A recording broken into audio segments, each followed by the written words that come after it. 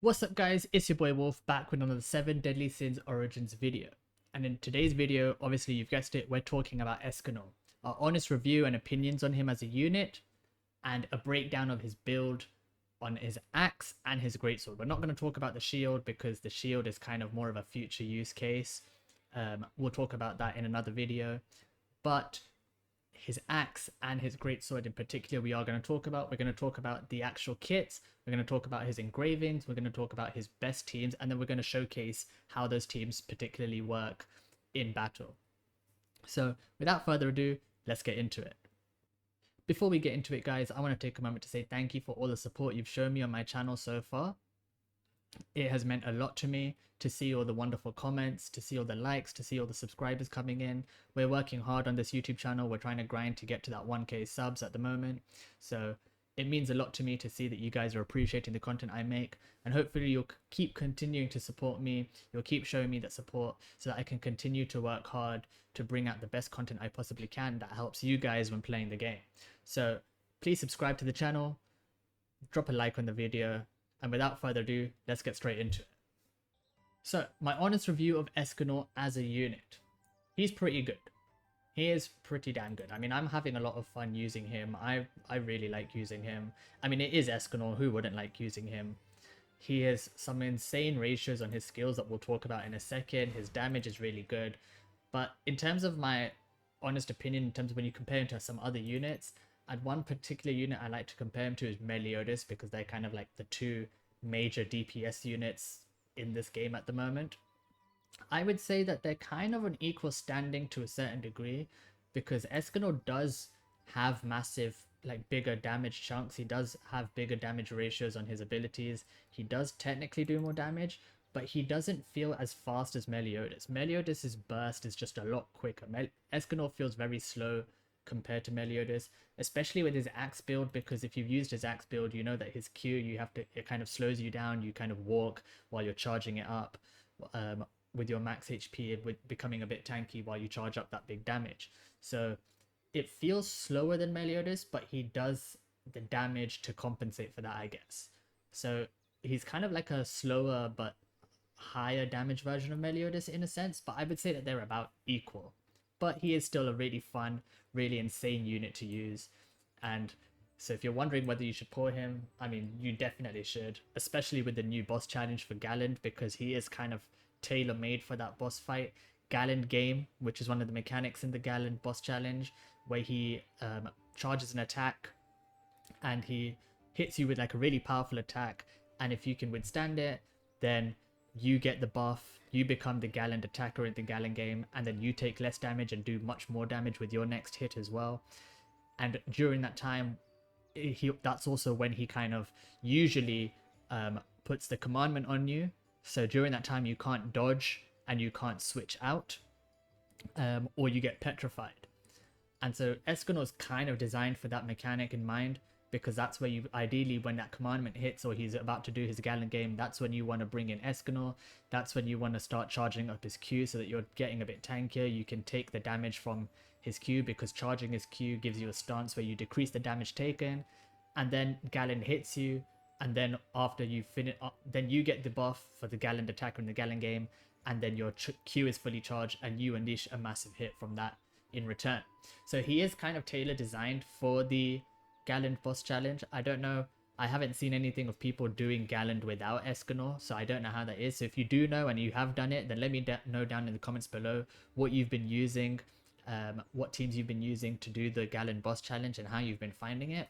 But yeah, I mean, is Escanor a pull? I mean, he is definitely a pull. You definitely want at least one copy of Escanor on your account for sure. He is ultimately a really fun unit. He's kind of designed for the two new bits of content that we got in the game, which is the Gallant boss challenge as well as the Hell and Abyss modes of Furs and Mines, which we'll talk about in a second. But without further ado, let's get into his actual builds. So if we look at his axe build first, I mean, his kit on this is really, really fun. I really enjoy it. The whole cycling mechanic of it, where you build up your sunspot stacks, you gain your fire damage, you gain your HP. It works in tandem with the Gluttonous Thorax as well, because every max HP boost increases your fire damage from here as well. So you're getting fire damage and HP from your sunspot, and it's also giving you more fire damage from your Glutton Assault Axe, from the Flames of Life effect on your Glutton Assault Axe. So it is just really strong. And then when you get the flare, you get a massive chunk of fire damage, you get a massive chunk of HP. It is a really fun kit to use.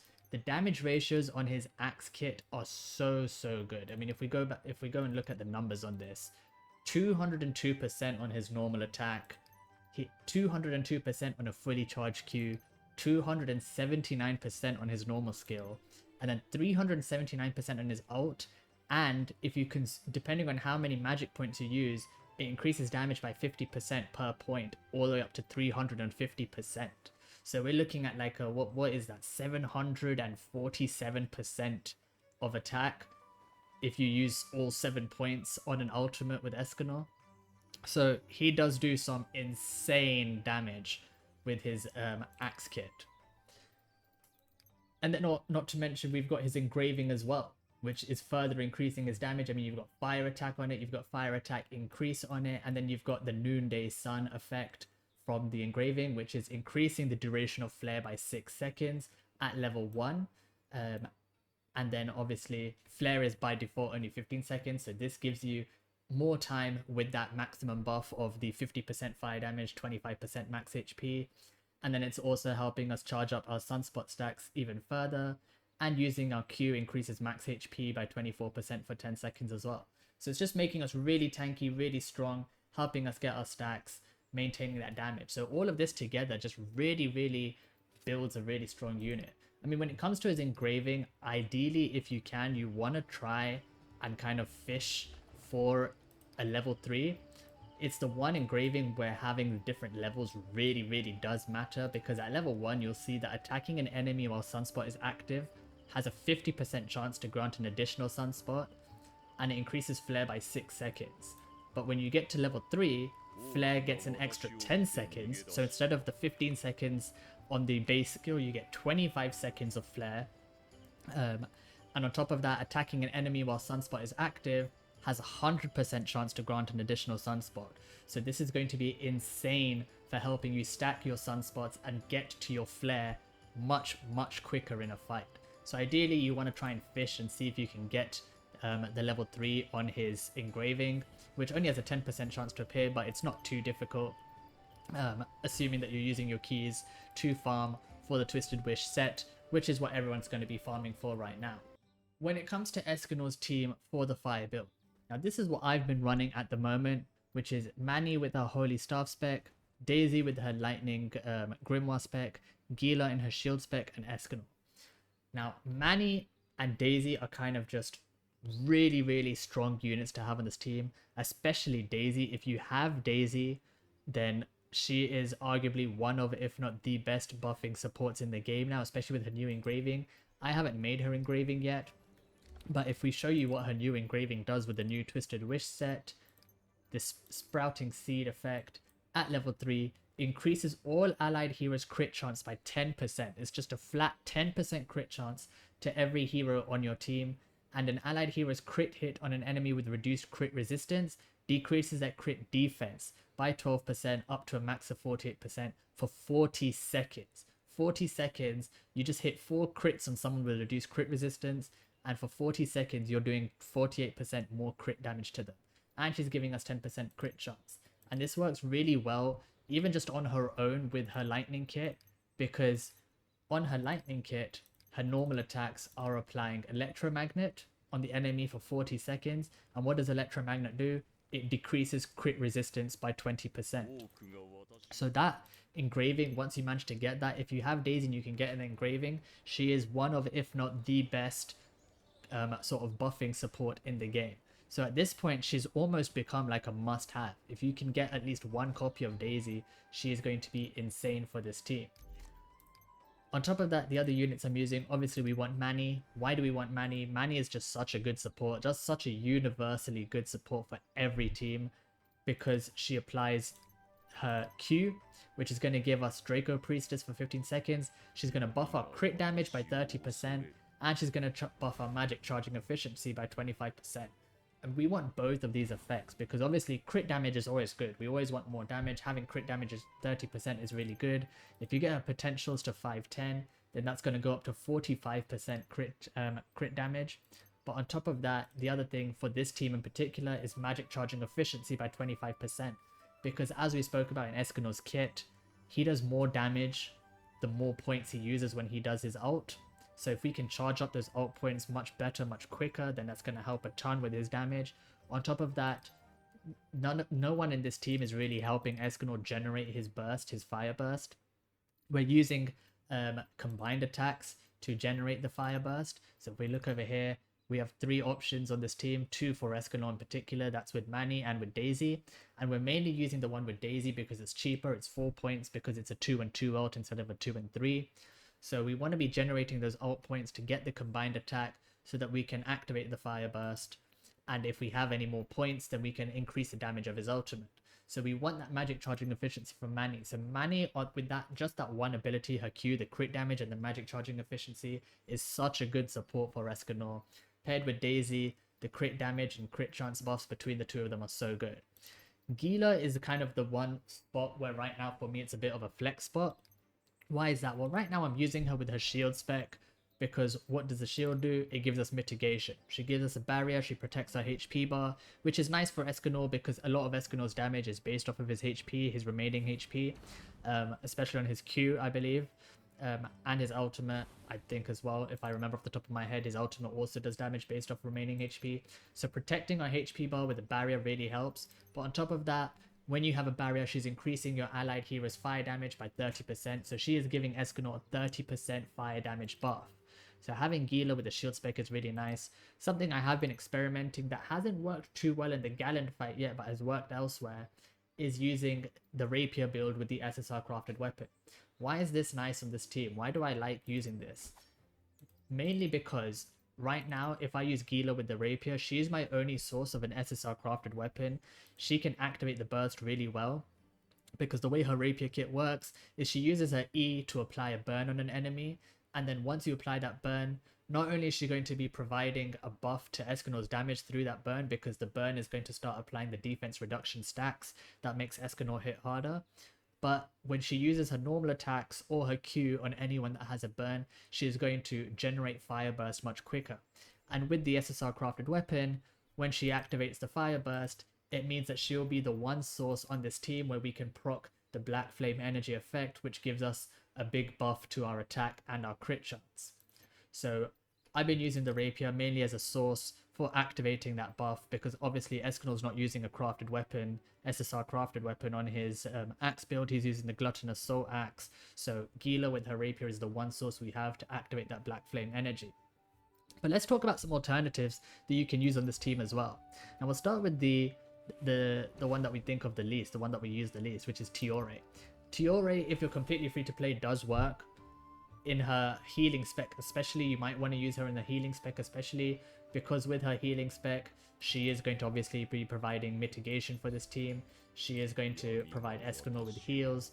Her ultimate does apply a burn, but you don't really want to use her ultimate because you want to be saving your magic points for Escanor. But she is going to give us sustain, heal all our allies, keep Escanor's HP topped up, which is nice for Escanor because like we said, Escanor's damage is based off of his HP for a lot of his abilities. Now you can also, if you don't need the sustain, use her buffing spec as well, because what is this doing? Well, she reduces their fire resistance with her E. She attacks in a stance, and she decreases the enemy's fire resistance by 15% for 40 seconds. And when an allied hero attacks an enemy with reduced fire resistance, they gain crit chance.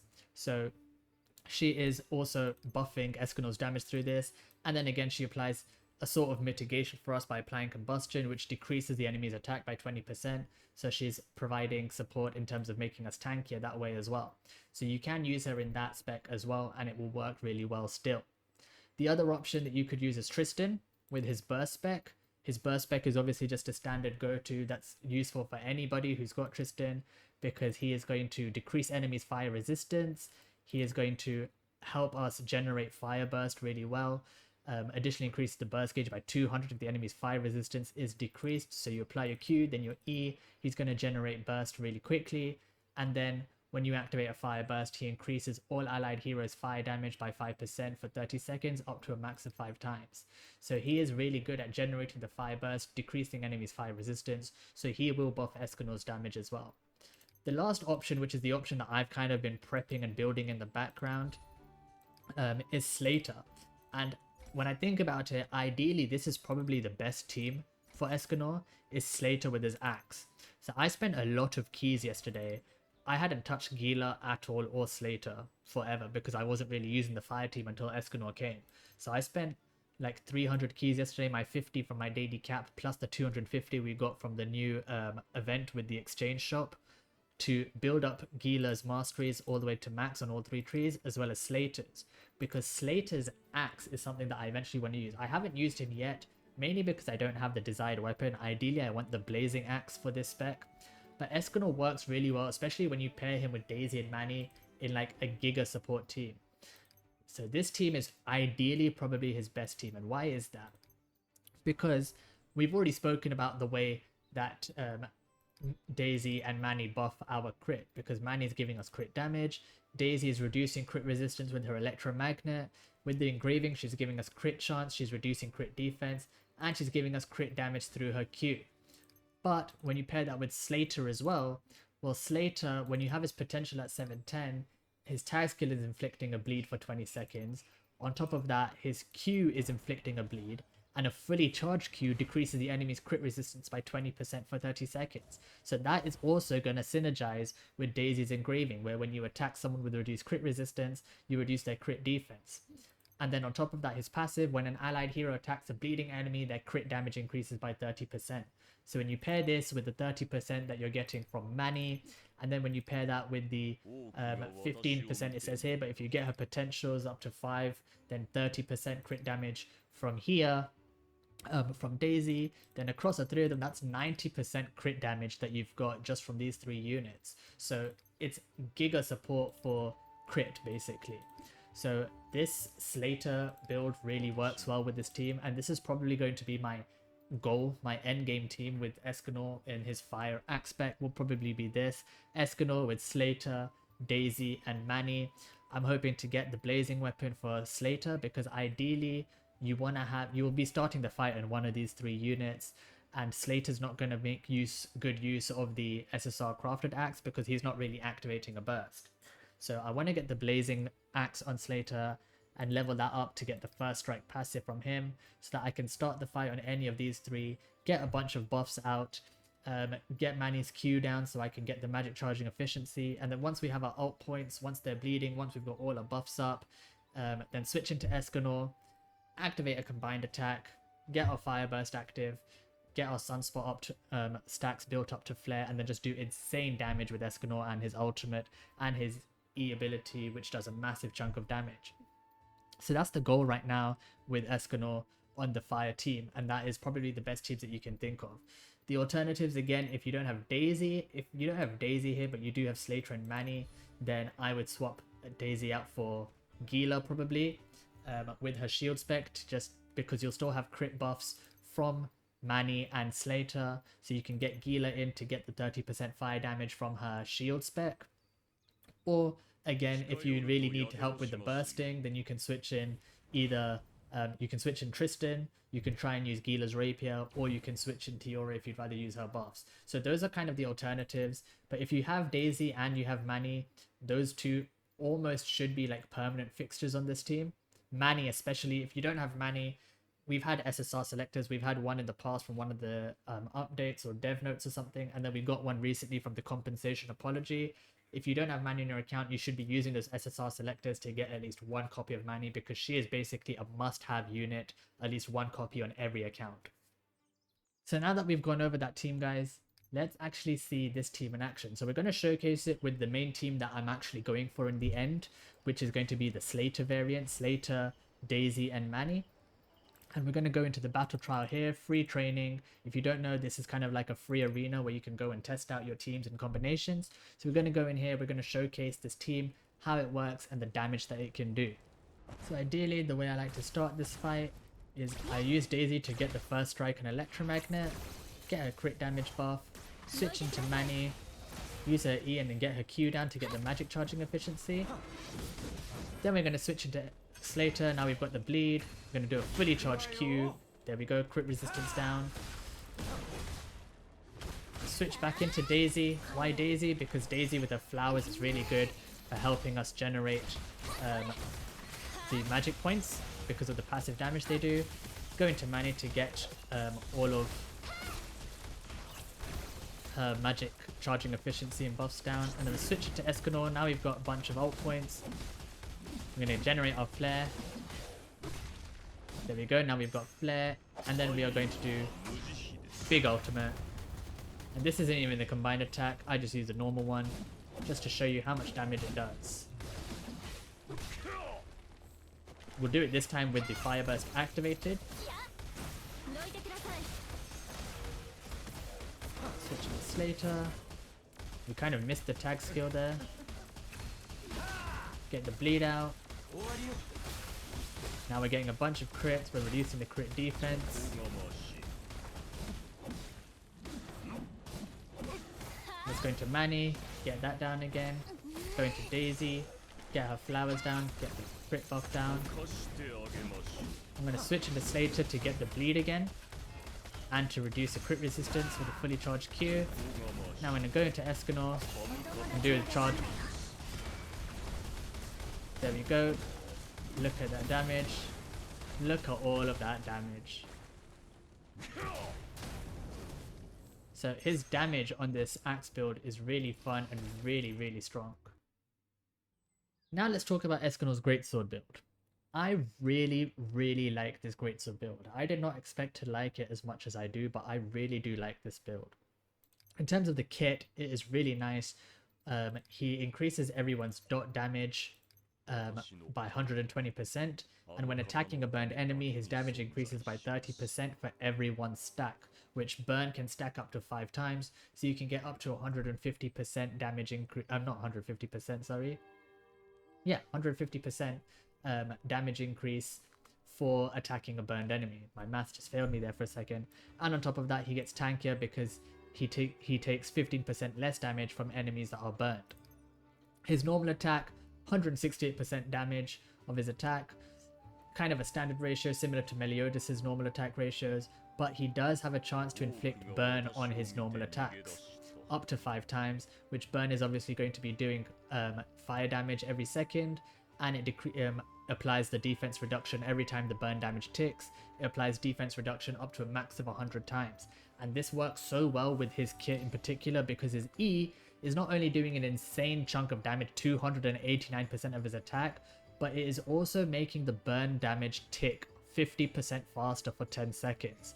And that damage means not only are you getting more damage out of the burn, but you will also going to be stacking those defense reduction stacks much quicker. You're going to get up to your 100 stacks or more, not more because it's a max 100 times, but you're going to get close to your 100 stacks much quicker because of how this E makes the burn tick faster. And then you have his Q, which does a good amount of damage, 173% of attack. And when you attack a burned enemy, then it inflicts 1 weaken for each burn stack on the target. So if you have 5 stacks, you're going to inflict 5 stacks of weaken. Weaken increases the dot taken by 5% up to a max of 5 times. So 25% increased dot damage with 5 burn stacks, with all the defense reduction that's coming. He's already increasing dot damage by 120%. Now he's also increasing dot damage taken with the weaken stack up another 25%. Your burn ticks are going to do so much passive damage just on the side, on top of the damage that you're already doing with your normal attacks and other units. The damage from this is insane. Honestly, I love it. And then his ultimate inflicts damage equal to 390% of attack, and that's just base. That's even higher, if I remember correctly, 397. So it's pretty much the same as the axe build. Base 390% of attack. And when attacking a burned enemy, damage increases by 2% for every 1 defense reduction stack from burn, which is insane because obviously we are making burn tick faster to get the defense reduction stacks even quicker. And if you manage to stack defense reduction to 100 times, 2% for every 1 stack, that's 200% damage increase on his ultimate if you manage to get those defense reduction stacks all the way up to max. And even if you only get up to 50%, 50 stacks, 100% more damage. So the damage from this ultimate is insane. His greatsword kit is really, really good. It works really well with the engraving as well on his greatsword build. What does the greatsword build engraving give us? It gives us holy attack, which makes sense, it's a holy build. Dot efficiency, I believe dot efficiency, I don't know if dot efficiency is the ticks, if it makes it the ticks faster, or if the damage ticks are higher. So if anyone knows that, let me know down in the comments below what dot efficiency really translates to. But on top of that, it's his effect. Each hit on a burned enemy inflicts 4 additional stacks of defense reduction caused by burn. Max 100 only while burn is active. So now you are going to stack up those defense reduction stacks up to 100% so much quicker. And why does this work so well is because he is applying, as you attack with your normal attacks, you are applying the burn through your normal attacks anyway, because you have a chance to apply burn from your normal attacks. So then you're applying the burn and you're continuing to attack, and every time you attack on that burned enemy, then you're stacking your defense reduction even more, which is going to help with that increased damage on his ultimate. So it's insane. And then on top of that, we have 32% holy damage increase on attacking a burned enemy.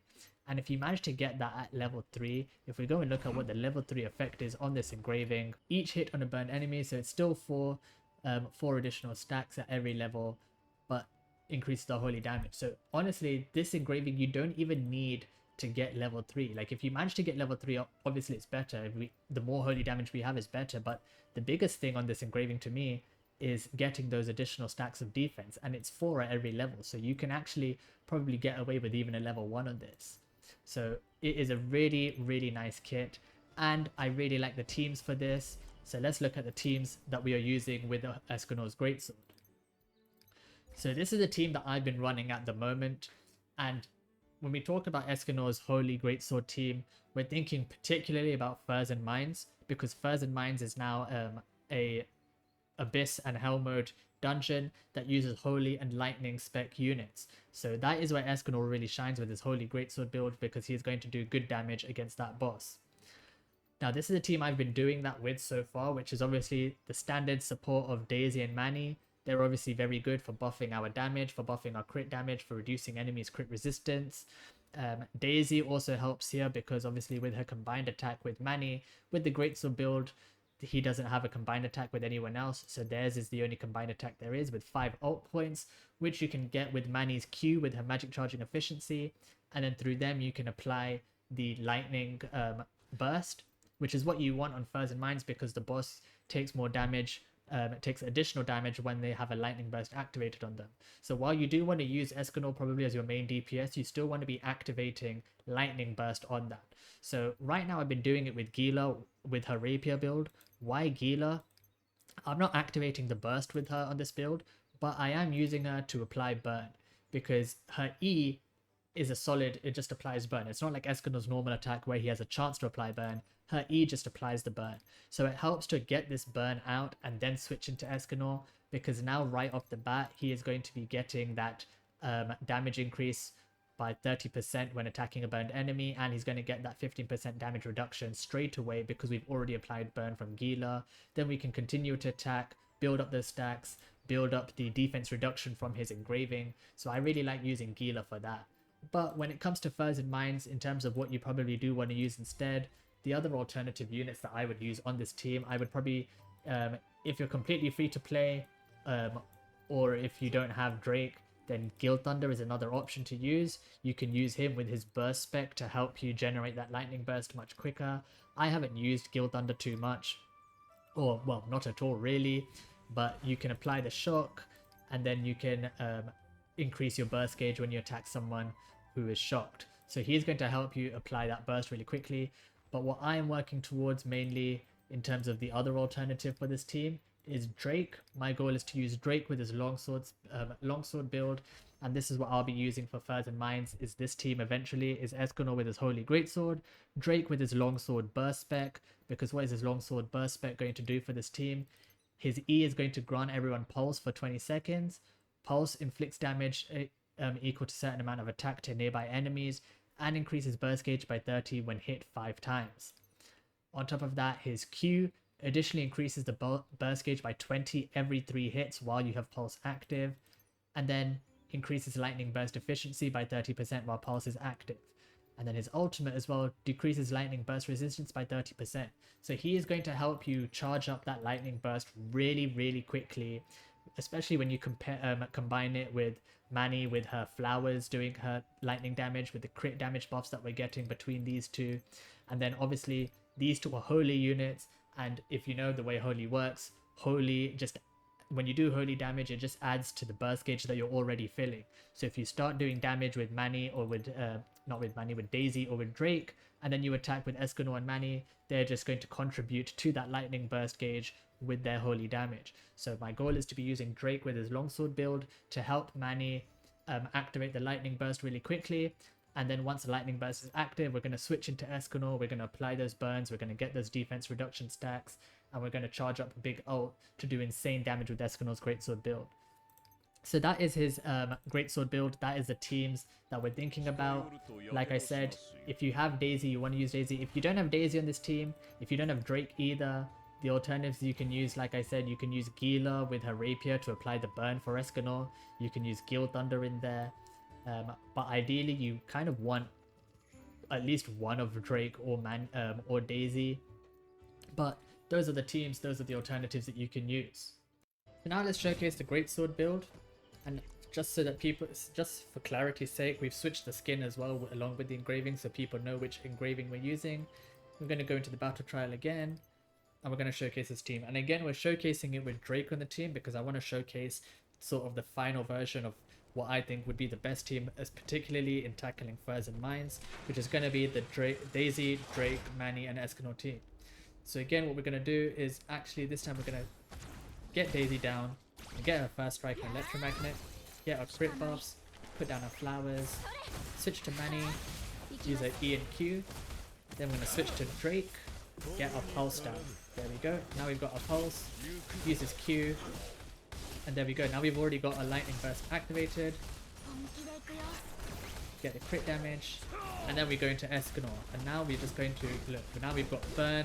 Defense is stacking up. Defense reduction is stacking up really high. We're going to use our E to get those burn ticks faster. Look at that. Use our Q, and then use our ultimate.